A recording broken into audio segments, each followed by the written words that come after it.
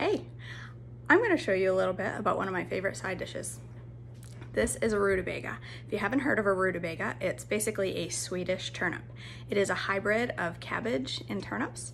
A lot of people call these turnips, but they're not. This is a turnip. See the difference? Tiny little turnip. These have a more bitter taste. These are a little sweeter.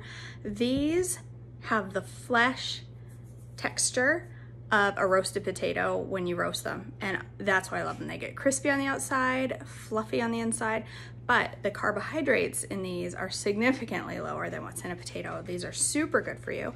In some countries they're called Swede, and I guess that's because they're a Swedish turnip. So the bad thing about turnips, well, not turnips, rutabagas. The bad thing about rutabagas is they are very difficult to cut, very difficult. So you might need a friend or some tools to help you. Okay, so I like to cut my rutabaga into rounds and then dice it into pieces. So,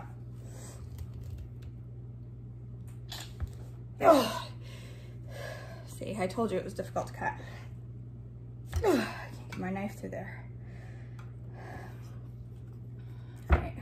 Just be really careful. You don't want to cut your fingers all to pieces by doing this.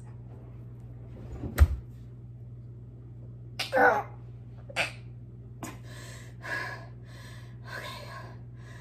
I'm gonna get this. Just be really, really careful. Nobody cuts their fingers. Okay. Try not to cut your fingers. Okay.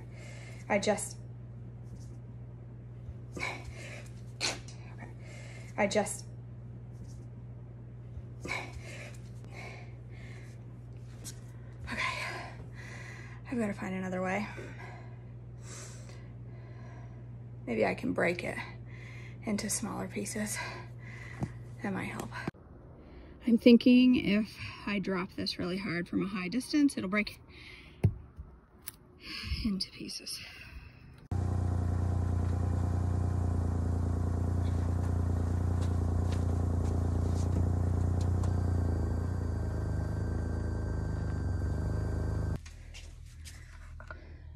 This'll work. Okay, once you get your rutabaga into lovely rounds or slices like this, then you just gotta peel it.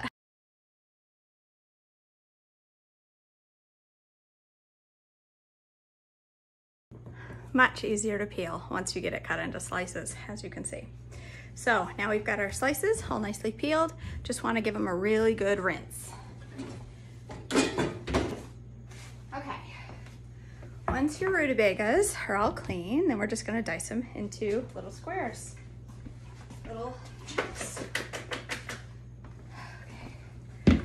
This part is much easier now that you've cut them into. See how easy it cuts once it's sliced? It's nice and easy. Just cut them into like chunks as if you were roasting a potato. It's no different.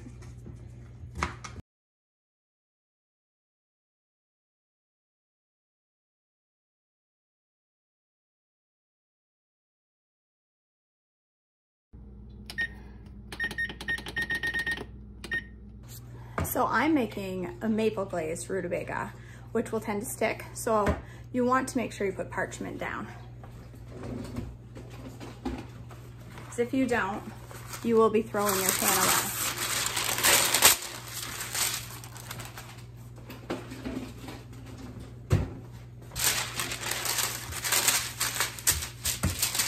Not quite the right shape, but we'll go with it. All right, just put your rutabaga out on your baking sheet, spread it out. Now we're going to put salt and some thyme. We're also gonna put some olive oil and a little bit of pepper. If you follow the Trim Healthy Mama lifestyle, I missed a rutabaga here, you would eat this in an E. So you're not gonna wanna use a ton of olive oil. So what I'm going to use is olive oil spray. If you were not worried about that, then coat it with a good tablespoon or so of olive oil. I'm just gonna coat it good with some cooking spray. And then I'm going to add some mineral salt, some black pepper, and a little bit of thyme. If you have fresh thyme, that would be really good too, but I do not have a lot of thyme. Okay. Pepper. I like pepper, so I put a good amount of pepper. And then thyme. You could also put a little bit of cayenne if you wanted to zest these up a little. I can't get my thyme.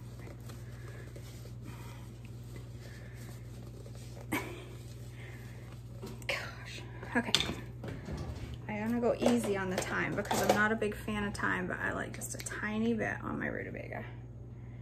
You could put as much or as little as you want. If you like thyme, go for it. Put as much on there as you feel necessary. But mix it up. And now we're gonna roast it. I'm going to roast mine before I put on the maple syrup because I am using a Trim Healthy Mama recipe for my maple syrup, which is not real maple syrup, so it will burn. If you want to use real maple syrup, you're not worried about the excess carbs, or you're not following Trim Healthy Mama or whatever, you can put regular maple syrup on this right from the beginning, like a 1/4 cup, mix it in real good, and that shouldn't burn if it's real, but mine will. All right, I'm gonna throw it in the oven and we're gonna wait about 20 minutes and take a look. So this is 20 minutes and you can see it's still really tough. It's really hard. It's not fork tender at all, so I'm gonna let it go for at least another 15 to 20 minutes. Okay, so my rutabaga is out of the oven. It ended up taking about 50 minutes. I've had some rutabagas that cook quicker than others. This was a big one, so it's kind of fibrous, so it took a little bit longer, but it is mostly fork tender. So you can see, let me cut it open for you. It's kind of like potato. Whew, it's hot, hot, hot, hot. So it's just about done. It could go another probably 6 or 7 minutes, so that's the perfect time to take it out of the oven because now I'm gonna add the maple syrup. So I have Trim Healthy Mama maple syrup from the Trim Healthy Mama cookbook, the first one. And I have some right here. So I'm just gonna add 3 tablespoons of this to my rutabaga. And then I'm going to mix it up good with spatula. Come on. Just mix it up good to get the rutabaga all nice and coated in that maple syrup. This stuff will burn, so you want to be careful. You don't want to cook this. You want your rutabaga to be just about done before you put this on because this will burn in the oven quickly. So you want to keep a real close eye on this once it goes back in the oven. So, okay, I got it nice and covered. My maple syrup smells awesome. Okay, I'm gonna set it for 5 more minutes. Okay, so like I said, you want to be really careful. It can burn quick. Okay, I'll be right back.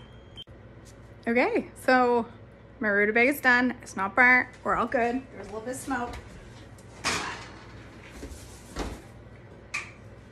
Show you. Isn't that beautiful? They're golden and sweet and they're so good. They're so good. The maple syrup is the perfect addition, I think, to rutabaga. So, they're perfectly fork tender. They're hot. I'm gonna burn myself. They're perfect. They're perfect. They're the texture of a potato, but they're like sassy pants potato. They're like a potato with a bad attitude. So, if you don't like cabbage, you just wasted a ton of time watching this video because you're not gonna like this. Turnip, rutabaga tastes like a cross between turnip and cabbage because that's literally what it is. And it really has a cabbage flavor. But It's a good cabbage flavor. It's good. It's really good. You'll like it. So go buy a rutabaga, try it out, and tell me what you think. I'm excited to hear. All right. I hope you enjoyed this video. Bye.